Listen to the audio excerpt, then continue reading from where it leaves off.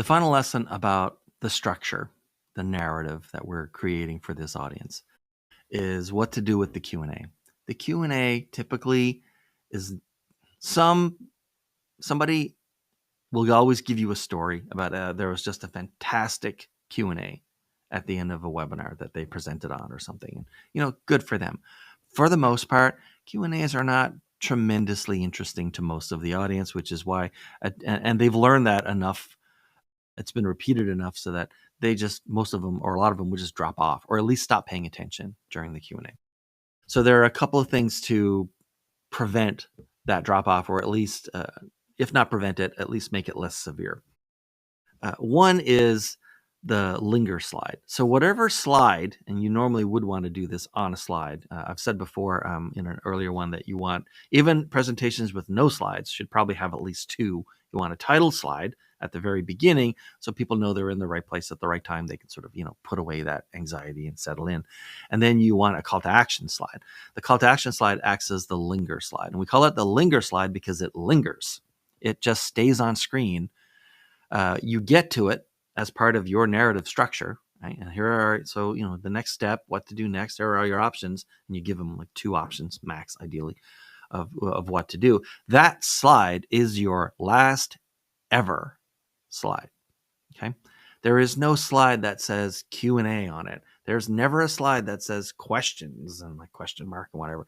You never put on screen. You never visually communicate to an audience that it's probably okay for you to check out, either physically check out and just leave, or even mentally check out and put your attention somewhere else. You leave the call to action slide up until the entire rest of the session is dropped and you're done. Like, it's over. There's no audience left. There's nothing to do.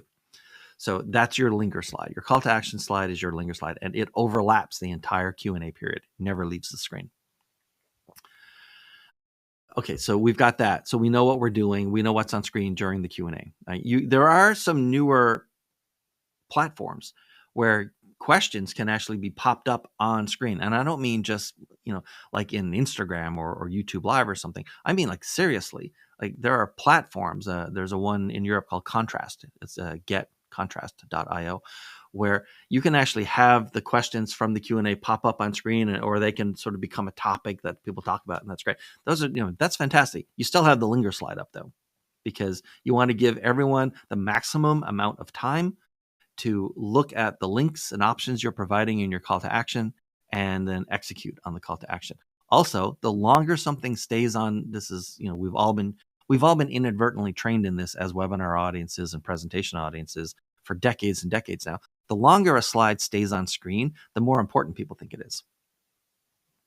Which is why we don't have your establishing your bona fides, introducing yourself and your expert authority. We don't have that on screen very long, because we don't want people to dwell on the idea, is this person really someone I should be listening to on this? We want them to accept it and stay with us through the rest of it. And that's why we bring it up, we talk about it, we have that sort of, assume the sale, assertive kind of thing.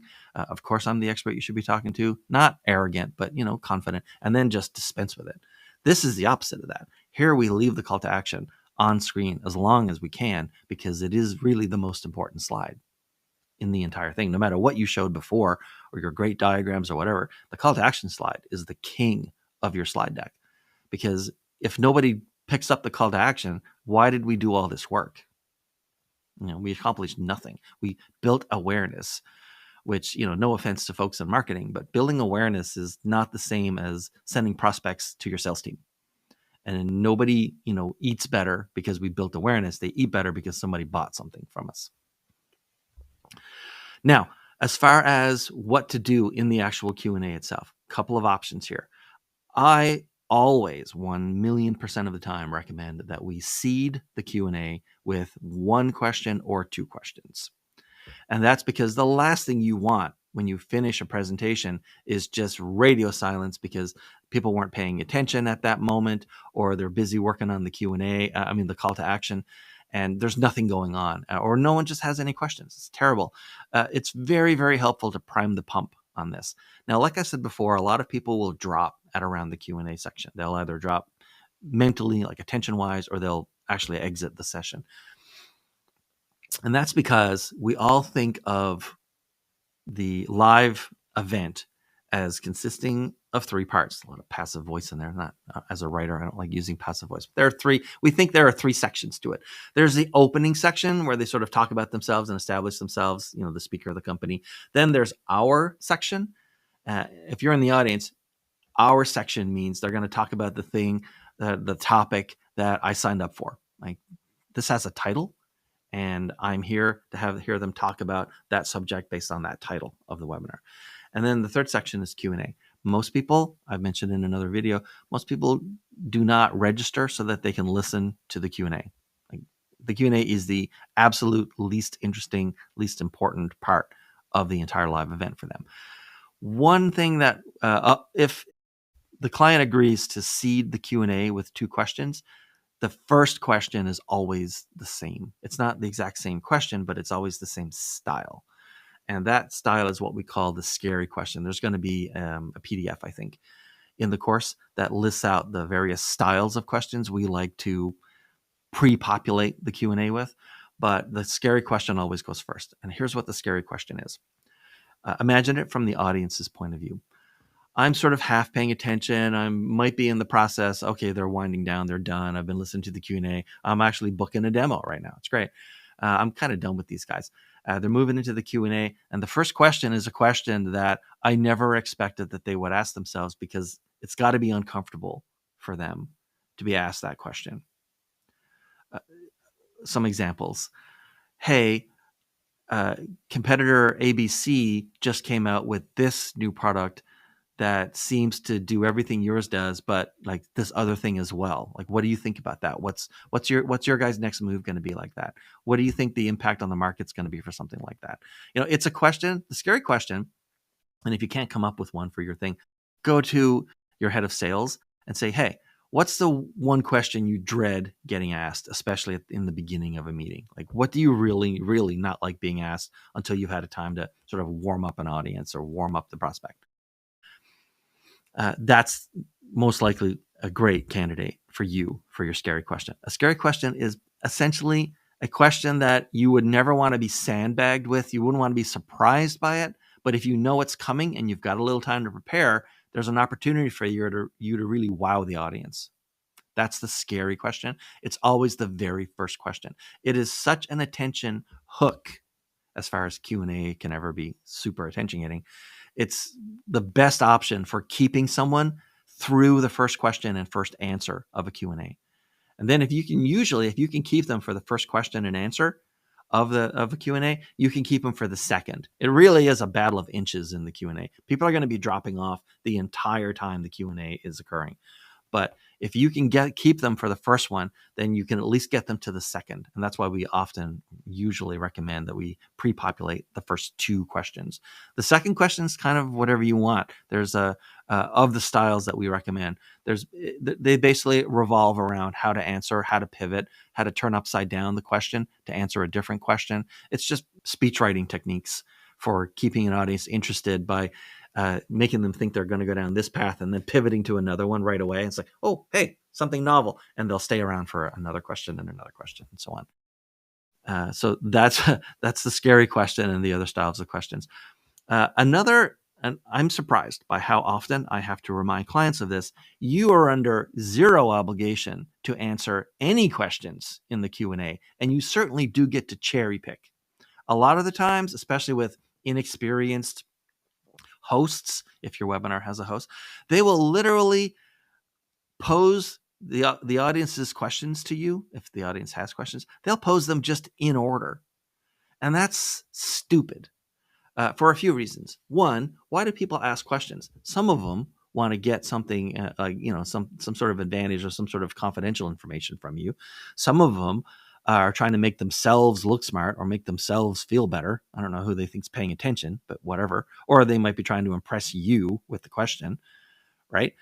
Some of them are asking a question that you've already answered, either in the Q&A itself or you've answered it in your content, and they just weren't paying attention. You don't owe any of those people anything. So you absolutely curate the Q&A and cherry pick questions, not for how informative the answer might be. you cherry pick questions and give them to the speaker based on their broadest appeal. So if you had 2 questions in the Q&A that the audience provided, and one of them was very specific about a feature, and one of them was about a topic that the speaker hadn't gotten to or hadn't really spent much time on, or had a lot more to say on, and would have the broadest appeal to the most people still in the audience, you go for the second one. You don't go about the now. Something that I can't believe we have to say this, we invented, and I say invented because I'd never seen it before. One thing we invented is that since in our process, there's always a blog post put on a client's website after an event is over that includes the replay video and a full edited, cleaned up, but a full transcript of everything that was said in the video. Some people like to read. Also, it helps with your search engine optimization to have the text I'll put out there. What we invented is, since we knew there was always going to be a blog post after every event, we'd said, any questions that we didn't get to, it's time to wind this down. Any questions we didn't get to, we'll answer them in the blog post, and you're going to get an email with a link to that in the next few days. That way, you don't have to sort of brush people off. You can just say, we'll answer this later. And then, honestly, if you want to answer it, great. And if you don't want to answer it in the blog post, fine. No one will ever follow up on it. So don't worry about it. But I mean, if it was a legitimately good question, it's just that it wouldn't have been appropriate or would have been boring for most people in the audience at the time. Just, put in your written answer. Your speaker has, days to look at the question and say, yeah, I would write this and this and this. And there's actually a slide I would use to show that I didn't show in the thing. And then you do that. Right. And so you don't think of the Q&A as you being obligated to answer every question. And what you do is you cherry pick the questions that you think have the broadest appeal, and anything left that you still want to answer, then it goes in the blog post, and you tell everyone, there's going to be a blog post and a replay video after this, and we're going to include that there just to make sure we get everything handled for everyone in the audience. Given that time, we have a time constraint, we can't keep people on here forever, so we're going to go ahead and not. And that's fine. That's absolutely fine. And then I hesitate to talk about this, but I want to include it for the sake of completeness. Sometimes, depending on your audience and sort of what you waded into, sometimes a Q&A is literally the survival of the smartest. You will get people in a Q&A that will deliberately try to get something out of you, or ask you a question that will trip you up, or ask you a question that will make you look foolish, or ask you a question that you can't answer for all kinds of different reasons, confidentiality, privacy, fiduciary. There's all kinds of reasons why you wouldn't be able to, NDAs, compliance, legal compliance, whatever. And so it really is, it can be a battle of the wits. It can be survival of the smartest for a Q&A. And again, that's why it is, if you have a host, it is the host's job to curate the Q&A. Or in the case of our clients, one of the packages we offer includes an operator who is in the session with everyone else. Like, there'll be a host and a presenter, and then one of us is actually there. We're not on camera. Our camera's turned off. Our microphone's turned off. But we're there, and it's our job to cherry pick and curate what's in the Q&A, even answer questions in the Q&A. Sometimes you get questions in the Q&A, they're not for the speaker. There's like, hey, my feed keeps dropping. Is there like another feed for this? And then you might send them over to the live feed that you're multicasting on YouTube for people, just as a backup. There's all kinds of things you want to do around the technical side and video streaming for a webinar generally. But and then there's a live, shared Google document. And so what we'll do is we'll take, and if you don't have someone like us in there, then the host's job is to do this, is to go through, copy the question from the Q&A chat box and paste it into the Google Doc, so that the speaker, as they're looking at the questions, will see the question pop up on their screen because they've got the Google Doc on their screen. And they say, okay, that's the next question. And so and the host may even say, another question we have from the Q&A is X, and they'll put it there, but do put it in the document anyway, so that someone can read it and there's less chance of confusion. But somebody needs to curate the Q&A. It is survival of the smartest. You do not want to just walk into that pool and let anyone who happens to show up on a webinar, swing a bat at you. That's not what a Q&A is for. Okay, so now that I've talked about how awful Q&As are, they're not always awful. Some of them are fantastic, like I said. But, they are survival of the smartest. You want to keep an eye because you really have no control over who's going to show up or do something in a Q&A. And with that ends our discussion of the structure of the whole thing, right? The questions the audience has in their head, how we're going to answer them, in what order, and the sort of the reactions we expect from each one of those, starting with, wow, how are they going to resolve that? And going from there, and then how to handle the Q&A and the Linger Slide, pre-populating with at least 2 questions. The first question is always a scary question, so that you can sort of hook their attention before they, start cycling out. And then understanding that it's kind of the survival of the smartest. So be careful and don't just assume that every question in there, A, comes from a good intent, or B, should even be presented to the speaker, because a lot of them are not. And anything that you do want to answer, but you just run out of time or wouldn't be interesting to the audience, tell everyone you're going to put it in the blog post, and then put it in the blog post. Okay, and that's it for Q&A. Good old Q&A. My least favorite part of every webinar.